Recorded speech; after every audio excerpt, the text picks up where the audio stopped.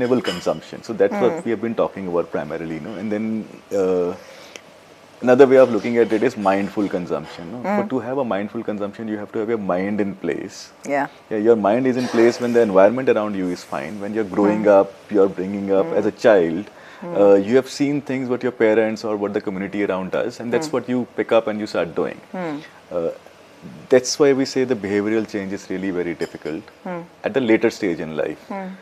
This is what your book also mentioned somewhere. It's the first, 6 years? 7 years. 7 years. Yeah. Let's pick up from there. What is it in the 7 years that changes that cannot be altered later? I wouldn't say, to say that it cannot be altered wouldn't be right, because I, for one, truly believe in the power of the human being to change and transform. But the first 7 years are the foundation years. It's like the blueprint of who we become and how we lead our lives. And there is always scope for change. It just gets that much more difficult. When we're older, we're so much more set in our habits. We're more conditioned. And so it just gets more difficult. And that is why focusing on how the child is being raised in the first 7 years is so crucial, because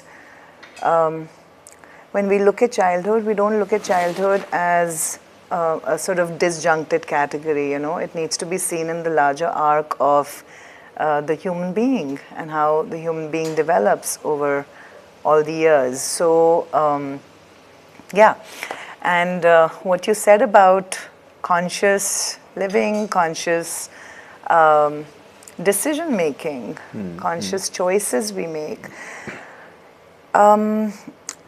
I think in today's context, and it becomes important that we first lay the context out, and we all know this, but I think the more it's said, the more it sort of is reaffirmed and comes that much more into our consciousness and awareness that the current context in which we are living is not innately suited for healthy growth, especially of children, right? And I'd just like to quickly read That'll be good, yeah. one para from here. And this is in the context of the young child. Today, young children are growing up in a world that values speed and efficiency above all else. This world fails to provide the right conditions for children's primary task in the first 7 years: physical development. Instead, its hyper-productive, high-tech culture pushes children into becoming little adults, prematurely intellectualized and ill-adjusted in their bodies. Forced to grow up too soon, they skip important developmental steps along the way. When children are not allowed to be children, they struggle to become adults. Yeah, so while this is said in the context of children, what we need to recognize is that even as adults, or anybody, any human being today, especially in the urban setting of the fast-paced lives that we are leading, right? There is an influx of the environment. True. It is not easy to put it at bay. We're constantly, it's a real effort to, even to have a family meal without the outside impinging upon us is very difficult. True. So you actually need to put in thought and effort into making that happen, right? Where you can eat together over conversations rather than cell phones, right? Or somebody being pulled away for a call by the boss, or something else happening, or some screen of some kind, right? So even something that simple is so difficult to do now. And we are, even as adults, we have a task to create this kind of an environment both for ourselves and our children, Children too. where there is a healthy balance between activity and rest. Can you define this environment a little bit more? Suppose Yeah. you have two working parents working in a corporate, they have early mornings to leave, whose child goes to school, he or she comes back earlier, parents join in later. You're hardly spending time with the child at home. What is the child picking up at school you don't know? And then we talked about a dinner conversation, it hardly happens. If it's happening, it's like maybe you could be sitting together on a table, but you're not there actually. Right, right. So what is it that a parent can do in that situation in a fast-paced urban environment? Yeah, so I was just coming to that. The answer is rhythm. And that's also a part of the title of the book. Rhythm is what has gone missing from our lives. You see, earlier we were held by the rhythm of nature. Human beings dependent and were dependent on and worked with nature's rhythm, right? We woke up at sunrise, we went to sleep when the sun set, circadian right? rhythm, Yeah. Now we're not exclusively dependent on nature. We can stay up for hours. We can be taking phone calls. We can be on the screen. We can be working. The children could be on the screens doing other things. And we don't even realize how much in-breath is happening. Yeah. So both for ourselves and the children. And there are not enough moments in the day where we are breathing out, where we are resting. And resting does not just mean, to go to sleep, but experiences where we can digest and process what is going in. So those are the kind of islands that we need to bring into our rhythm of the day, both for ourselves and our children, where whatever they have been breathing in, the child goes to school, there's traffic on the way, there's instructions of the teacher, the academic content, all of that is in breath for the child. Yeah. Then there is screen time, which is in every household. Children are watching the screen, which True. ideally, and to put it very bluntly, should be the minimum screen time for a child under the age of 7 should be 0. Wow. But that is not the case. So there is so much in-breath, intense in-breath happening. For parents, they're juggling work, their familial roles, there's grocery to do, the boss is saying something, a whole lot of things going on. Emotional, there could be an argument with a family member, with somebody else outside. So all of this is an in-breath for the parents as well. And because nature or the environment around us, the larger environment, is not supporting a healthy rhythm. True. So we have to create that for ourselves.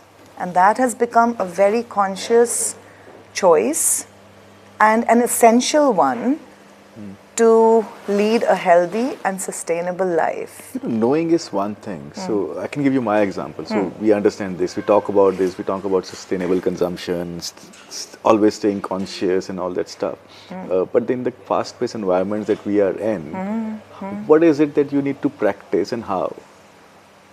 You mean how does one really make I know this work? circadian rhythm works. I know if I start waking up at 4 a.m. in the morning and wind up at 6, I can easily have nice drinks in the evening with my family, or we can just have a good time. It just doesn't happen. It doesn't happen, that's true. So, and acknowledging that, because this is the reality of today, right? So, and all of our situations are unique. Our family home situations are unique. But within our own unique situations, and not to say that, okay, at 6 o'clock you have to, get into bed. We have lights, so we gotta make use of yes, it. No? Yeah. So, but can you alternate experiences through the day? And if we were to talk about us, grown-ups, who are juggling so many balls at one time, even a 5-minute breather, whatever gives you an out breath. When you wake up in the morning, instead of waking up to your phone screen, which is what a lot of us do, can we wake up and just take 5 minutes to do something that brings us joy? Right, yeah. Just sitting out in the balcony, having tea. In the middle of the day, when you're at work, is there something that you can do for 10 minutes that just helps you to digest. What's that something? That could be very different for everyone, Yeah, you know. yeah, It could be very different for each one of us. Something where you are not taking in outside impressions from the world. Yeah, interesting. It could be a moment of silence. Correct. It could be, you know, you going and sitting in your car and singing aloud. It could be anything that helps you to process. Perfect. Where, you know, it's like when you sow a seed, there's the sun and the soil and the water. All of this is going in. To come together. It's needed for growth as well. But then also the time when you're not feeding all of this to the plant. So that time of rest, of leaving it, is also where is the intangible part of growth. That Lovely, rest yeah. is the intangible part of growth. And sleep is the purest, most potent form of out-breath. So that's what I've been missing for quite some time. yeah. And so maybe not, you know, putting the screen away at least an hour before we go to sleep. Would be a good point to start. True, great. You know, Salone, so this conversation is also going to go to a lot of professionals who are working in social sector, like primarily not in the corporates. Corporates maybe also the guys who will be listening to this or who will be like looking at this is the guys who are working in the social arms of the corporates. There is a weird different kind of stress that these people have because it's just not easy to bring about a change that they all are trying to bring about it. Whatever thematic area they could be working in, women empowerment, environment, children, education. Is there anything that we can gain from here, from your book, or something, or a message that you would have for these professionals, and then we conclude there, I would say again, and I cannot say this enough times, that the power of rhythm is what we all need to go to. You know, that's the answer. And especially for people who are leading high stress lives, you know, where there are hectic routines, there is no sort of, you know, the work hours are erratic. Finding your own rhythm. So first, understanding what health means in terms of rhythm. What is in-breath, what is out-breath, and then creating that in your own setting, and it's possible, you know. And the one thing, there are certain non-negotiables there, so, you know, which is your meals and your sleep. Your sleep, If you can get those two in order, and the same holds true for the children, you know, when you're trying to create a rhythm before you can sustain it, so you take baby steps. You don't want to, you know, sort of aim for 10 on 10. Start with one thing, and that would be your meal times and sleep. Great, And, you know, something in the day in between that gives you that out-breath so that you can then be there in a healthier, happier way for your children as well. Very interesting, Thank you so much, Salone. Is there anything you want to add that I have not asked you? Since we were talking about sustainability and, you know, this is, so I felt like this is important because when we are living our life in a way that sustains us as individuals to begin with, then we can make a difference in the world. True. Right? Starting with our children and then the extended starting with world. ourselves. So starting with ourselves, let's try and first lead a sustainable life for ourselves, a healthy, sustainable life, and then we can be of use to others, right?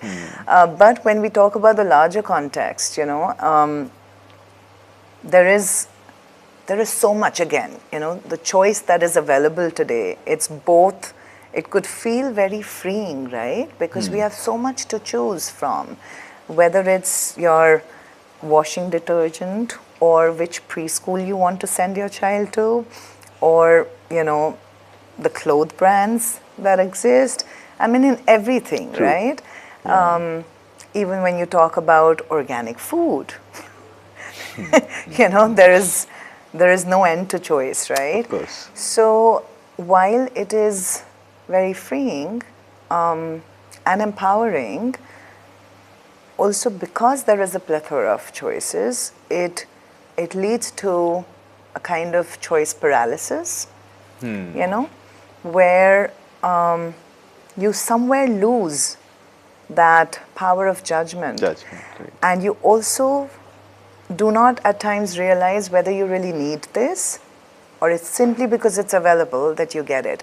So in terms of consumption, whether we are consuming tangible things of which we just spoke, material things, you know, cars, objects, gadgets, you know, food and other things, or it's intangible stuff.